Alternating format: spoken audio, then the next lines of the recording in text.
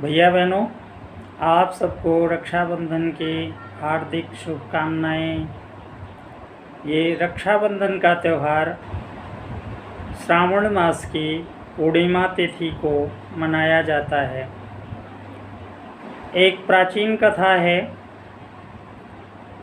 एक दैत्य राजे हुए थे, सम्राट बलि।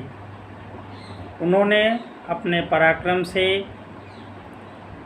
पूरे तीनों लोकों पर अपना अधिकार कर लिया था। देवराज इंद्र परेशान होकर के भगवान विष्णु जी के पास गए और उनसे निवेदन किया, भगवान कुछ उपाय करिए जिससे हमारा राज्य वापस हो जाए। भगवान विष्णु राजा बलि के पास गए। भैया बहनों, एक बात यह है कि राजा बलि पराक्रमी था, दैत्य जरूर था, लेकिन पराक्रमी था, दानवीर था और भक्त था। भगवान विष्णु वामन का रूप लेकर के, यानी बौना छोटा सा रूप रख करके, और दैत्यराज बलि के पास गए। बलि दानवीर था ही, वो दान से कभी मुकरता नहीं था। राजा बलि के पास जब भगवान विष्णु वामन के रूप में पहुँचे तो राजा बलि के गुरु शुक्राचार्य ने उनको आगाहित किया था कि ये आपको छल पूर्वक कुछ एक तरह से ठगना चाहते हैं। लेकिन राजा बलि नहीं माने। क्यों? क्योंकि वो दानवीर थे, दान से पीछे हटने वाले नहीं थे। भगवान विष्णु ने उनसे दान में 3 डग जमीन मांगा। राजा बलि ने तत्काल उन्हें 3 डग जमीन दे दिया। संकल्प पूरा होते ही वामन भगवान जो विष्णु थे, उन्होंने अपना रूप बढ़ाया और एक पग में पूरी पृथ्वी और दूसरे में देवलोक नाप लिया। 2 डग में ही उन्होंने संपूर्ण राज्य को नाप लिया। और फिर तीसरा डग रखने के लिए कहा, महाराज बलि ये तीसरा डग कहाँ रखें? दैत्यराज बलि समझ गए ये निश्चित रूप से भगवान हैं। और यहाँ पर उनकी भक्ति देखिए कि उन्होंने अपना सिर नीचे झुका दिया और कहा, भगवान ये तीसरा डग मेरे सिर पर रखिए, मेरा कल्याण हो जाएगा। भगवान प्रसन्न हुए और उन्होंने उनकी दैत्यराज बलि की भक्ति से प्रसन्न होकर के वरदान मांगने को कहा।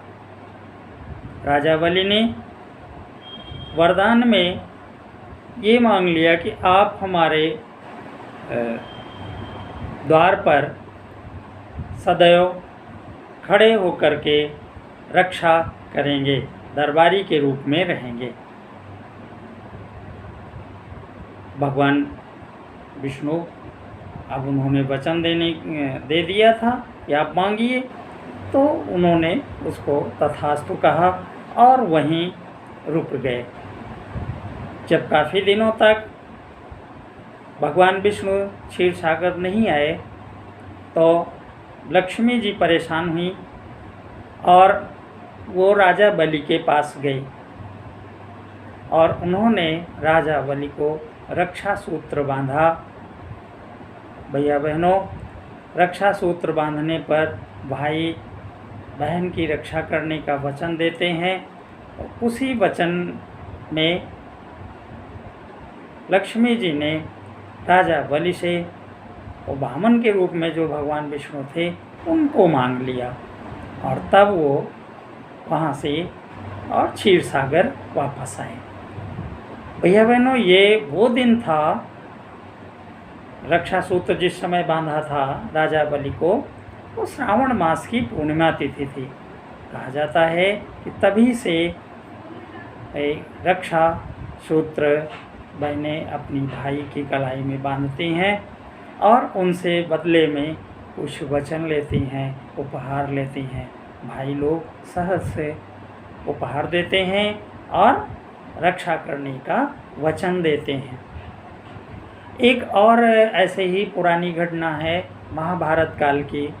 एक बार भगवान श्री कृष्ण को कहीं चोट लग गई थी उंगली में, और वो जब महल में पहुँचे तो वहाँ पर उनकी पत्नी रुक्मिणी भी थी और लोग भी थे, और वहाँ पर द्रौपदी भी पहुँच गई तत्काल उसी समय।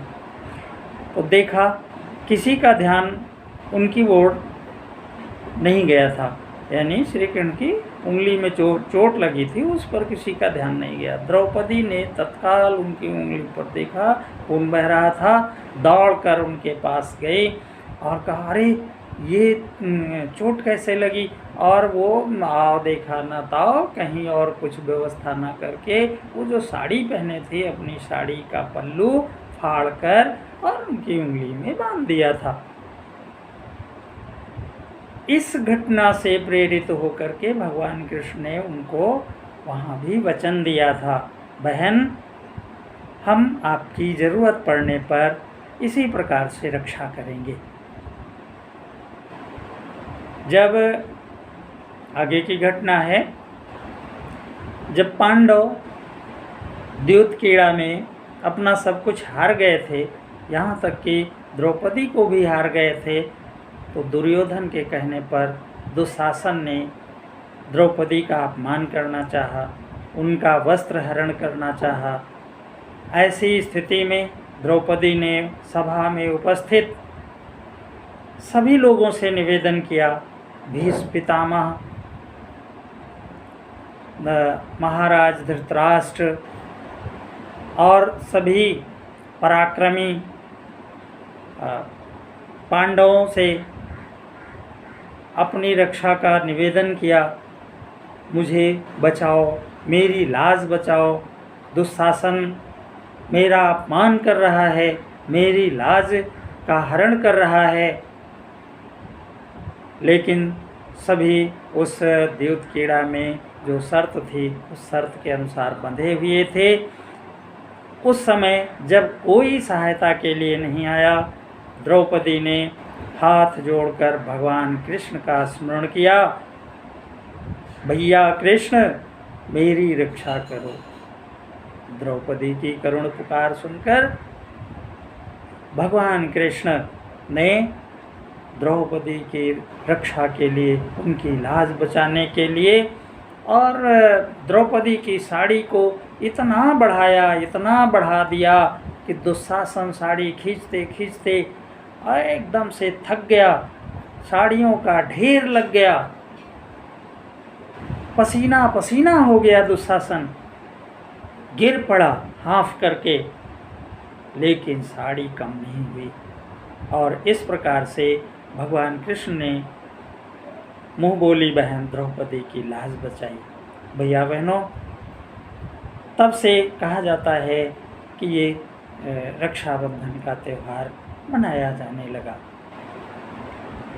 बहन भाई को रक्षा सूत्र बांधती हैं, भाई के लिए मंगल कामना करती हैं, भाई भी उनको उपहार में कुछ देते हैं और बहन की रक्षा का संकल्प लेते हैं।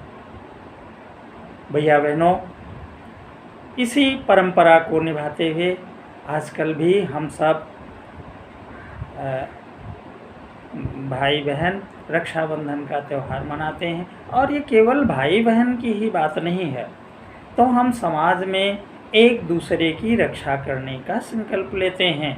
एक दूसरे के लिए किसी को भी, भाई को कष्ट हुआ तो बहन रक्षा करती है, बहन को कष्ट हुआ तो भाई रक्षा करता है। और इस प्रकार से ये त्यौहार समाज के हर व्यक्ति की एक दूसरे की रक्षा करने का व्रत है, त्यौहार है। हम भारत माँ की संतान हैं, तो जब हम एक माँ की संतान हैं तो हम सब भाई बहन हुए।